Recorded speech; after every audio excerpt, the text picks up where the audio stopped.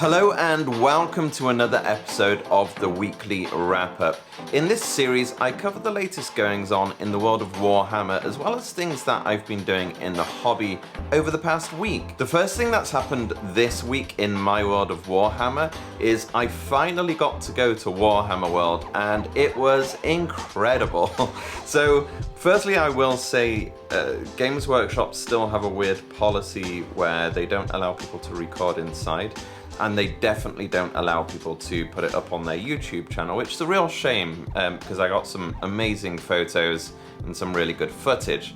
So what I'm going to do is just have a video up by somebody else here who I assume got a press pass or some other way of recording in there, just so you can see the sorts of things I'm talking about. But I would encourage any of you that are able to visit Warhammer World. So basically, before going in, I wasn't sure what to expect, really. So, being new to the hobby, as I've mentioned quite a few times, my first experience with Warhammer was going into a small Warhammer shop. So, it was just on the high street, and I went in and painted my first model and picked up the starter set. I guess I was expecting Warhammer World to be very similar, basically a large shop, and I knew they had an exhibition, but I didn't really know what to expect with that. Basically, we grabbed some food and checked out the gaming center, and that was all fine. I guess that met expectations. The food was better than I expected, actually, which was a nice surprise. The gaming center was a bit of a letdown, if I'm honest. It was just I guess I'd built it up in my mind to be bigger than it was, and a little bit less packed in. There were these tables, picnic tables, I guess, just sort of stuffed in, just like they are at Element Games, where I go and play anyway, so I wasn't particularly blown away with that. But they do have, I think there were 3 or 4 tables where they've built up this terrain, so if you've ever seen any of the Play on Tabletop videos and stuff like that, they have these really thematic tables where they've been built up and you've got different levels, different terrain, stuff like that. And they had a few tables which were exactly like that. So one of them was this ruined city, I guess, where you've got these huge buildings built up, and then you set all your models down and you play different objectives and you go around the center, stuff like that. They had one which was, I think it was 3 tables across, which was amazing to see. And that was this bridge in the middle, and basically both sides would set up and move towards the middle. We were thinking when we saw that, I don't know, it must be at least 5 times the size of a normal gaming board in width. So we were just by the end of turn 5, you might barely make it to the middle. So I guess those are set up for more Annihilation games or special games when they have them on occasion. But what I would love to do next time is take my army and actually book one of those special tables, because it really would have been something special to play on them. And it's a real shame I can't show you those, because I think if Games Workshop allowed us to record and use that on our YouTube channel, it would only drive more people to Warhammer World. So I just do not get the business decision behind that. But anyway, here we are, that's the case. The shop was fine. I guess most people, right? We can all get 10-15% off Games Workshop prices buying online, so I really wasn't interested. And it's a real shame they do that. I was talking in the car ride back to my friends and just saying, I don't understand the thinking behind them just not reducing their own prices, because I would have spent a couple of £100 in there happily. It would have been really fun, actually, picking something up or whatever. The only real things you can pick up that do make sense are the Forge World models,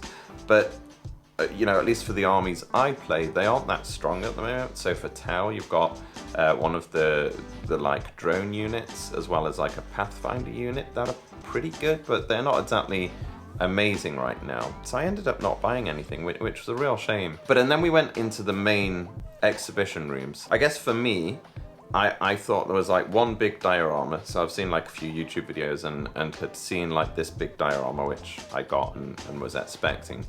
What I wasn't expecting was just these enormous displays. And again, I'll get a video playing here, but I could not believe how amazing the exhibition was. So not only are all the models painted up by professionals and they just knock it out of the park, but the pure volume of models. I don't play Age of Sigmar, not yet anyway, but there was this one where you walked in where there must have been 300, 400 like ghouls, ghosts, like coming all down from the rocks, like all down towards a door, and then the door was well lit with something like a necromancer, I guess, at the doorway, and then they were fighting like the Storm Eternals, I think they're called, like all in the middle, and it was just this. It was so cool to see.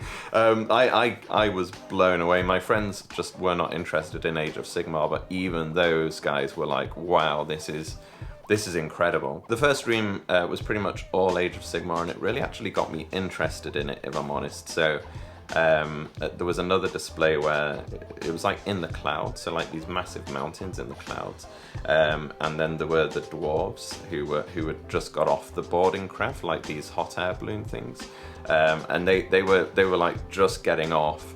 And then out of this huge tower in the clouds, there were loads of like zombies coming down with a sorcerer, and it's just such an amazing, amazing exhibition. And that was just the start. We hadn't even got to the 40k stuff. So the next room we went into, you've got all of the Space Marines. There was a lot of Horus Heresy stuff in there, which as somebody who's been sort of semi-interested from a distance, like I've been interested in the models and been following them, it was absolutely fantastic to see the detail in the Horus Heresy miniatures, Space Marines specifically, compared to the 40k ones. They just look leagues above, in my opinion. Anyway, like seeing all of those, seeing all the Primarchs fully painted up. There was like, what's the Thousand Suns guy called? The red dude. Anyway, he was in there like before he transformed to a full-on demon, and that was really amazing to see. You had like the Space Wolves on there, and the wolves looked amazing. And then they had like these dioramas where there were drills coming up, so that they'd carved like this huge terrain piece. There were drills coming up from underground, and you got to see like a cutaway, right, of the terrain. They were coming through the ground up, and basically Marines fighting each other. Then you've got the surface above, and more Marines are fighting each other, and it was just like this really contrasting piece, which was so good to see.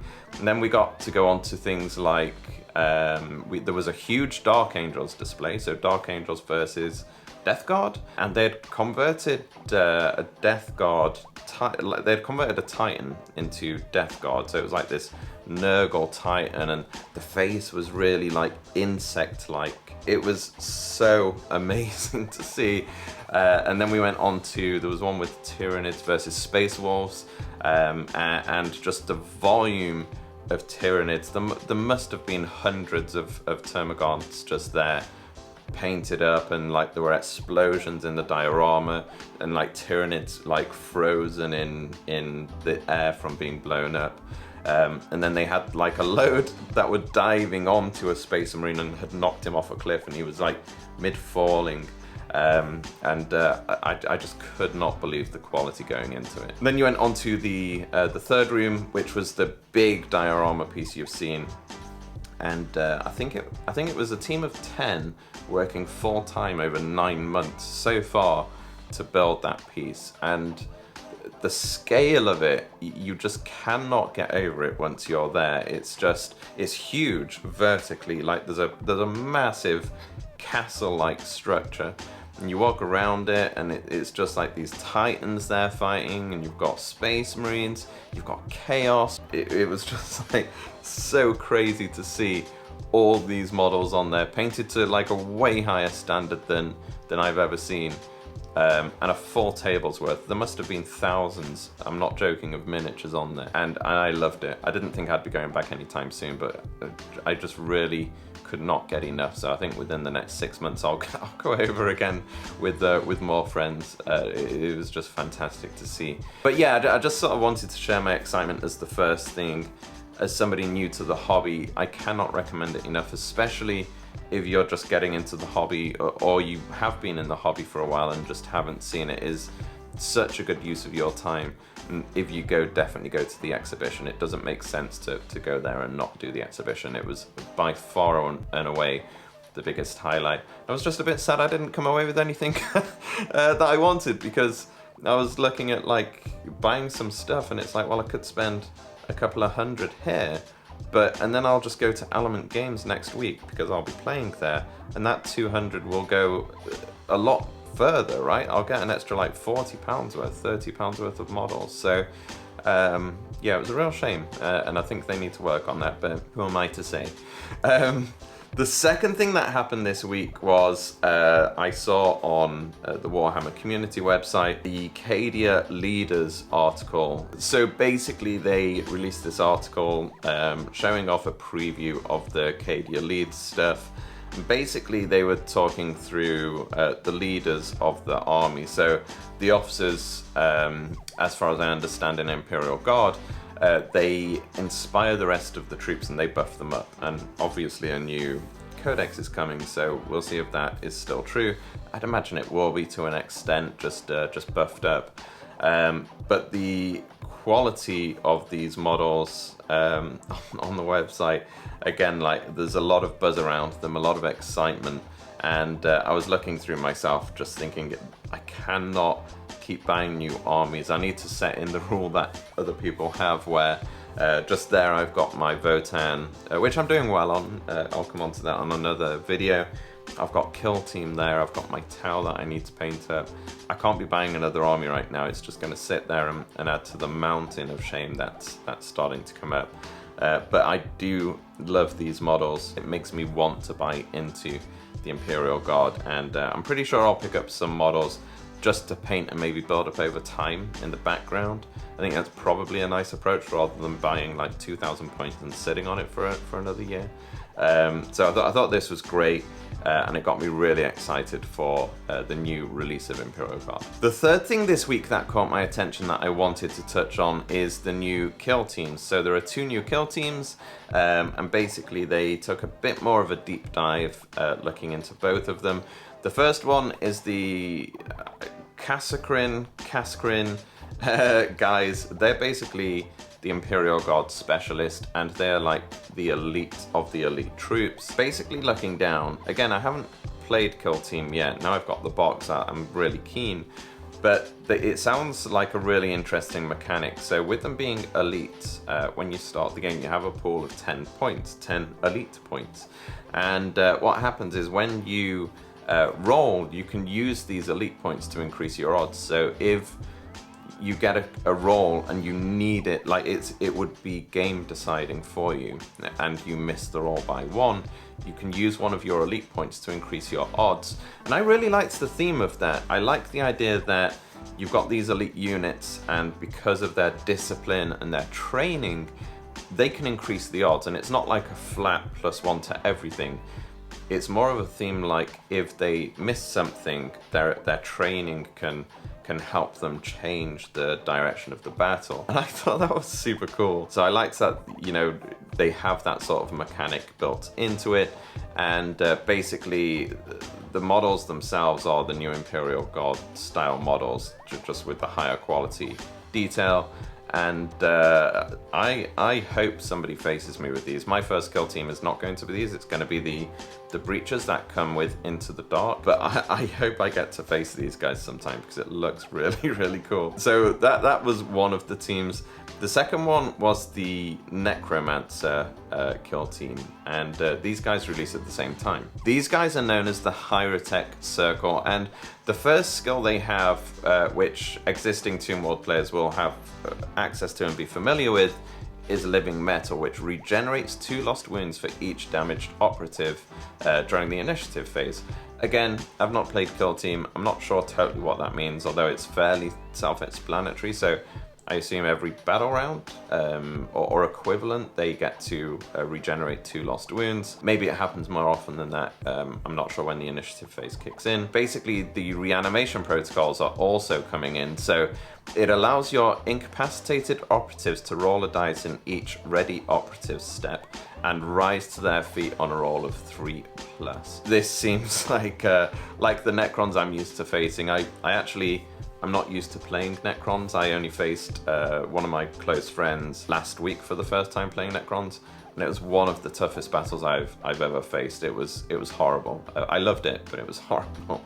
So basically, they've got this reanimation thing in the kill team, it looks like, and then they've got this this crit tech guy there as well, who's like the leader of the squad, I guess. I already saw this in the preview, but the quality and the model of this is really interesting. So they're on this this ship, and they're there to secure relics, and this guy looks like he's just got relics on his shoulders. He's got this relic in his hand that's floating above it. I just thought this looked really cool.